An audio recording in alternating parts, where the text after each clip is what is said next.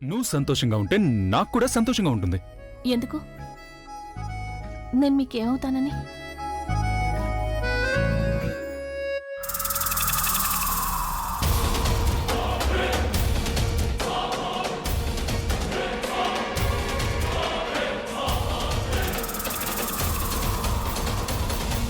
Hi.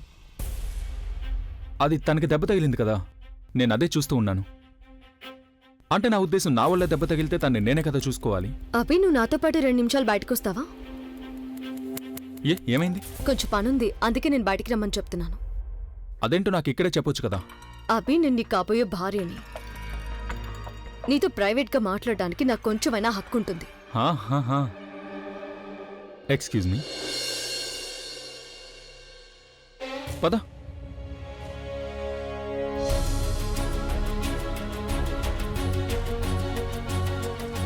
ఏం చేస్తున్నావు నువ్వు? తనకి దెబ్బ తగిలింది, అందుకని తన గురించి కేర్ తీసుకుంటున్నాను. ఇప్పుడు తనెందుకు వచ్చాడు? నన్ను చూసాడంటే ఏదో ఒకటి అనుకుంటే అస్సలు వెళ్ళటం. త్వరగా వెళ్ళిపోవాలియా. అరే, ఎక్కడికి వెళ్తున్నావు ఆలియా? నన్ను చూసి ఎందుకు వెళ్ళిపోతున్నావు? ముందు నువ్వు నల్లపిల్లిలాగా నా దారికి అడ్డొస్తూ ఉండేదాన్ని, కానీ ఇప్పుడు నన్ను చూసి తప్పించుకు వెళ్తున్నావు. అలాంటిదేం లేదు.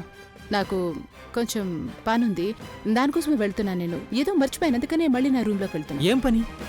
రూమ్లోకి వెళ్ళి నీ ఓటమిని తలుచుకుని ఏడ్ చెప్పనా, లేక గెలవడానికి మళ్ళీ కొత్త ప్లాన్ వేయడానికా? యునో వాట్ ఆలియా, నేను విన్నాను ఎవరైతే ఎక్కువగా మాట్లాడుతుంటారో వారికి తెలివి చాలా తక్కువగా ఉంటుంది. ఇప్పుడు నీకు ఇలాగే అనిపిస్తుంటుంది. నేను ఇదంతా నీకెందుకు చెప్తున్నా అని. నువ్వు ఎంగేజ్మెంట్కి ముందు నాతో ఏమన్నావు గుర్తుందా? నువ్వు నీ గెలుపుకి సెలబ్రేట్ చేసుకుంటున్నా అన్నావు. కానీ జరిగిందంతా చూసిన తర్వాత నాకేమనిపిస్తుందంటే, నువ్వు నీ సెలబ్రేషన్ని పువ్వులతో కాదు, ముళ్లతో జరుపుకున్నావని. నువ్వు అలంకరించిన ముళ్ళు నీకే గుచ్చుకున్నాయి.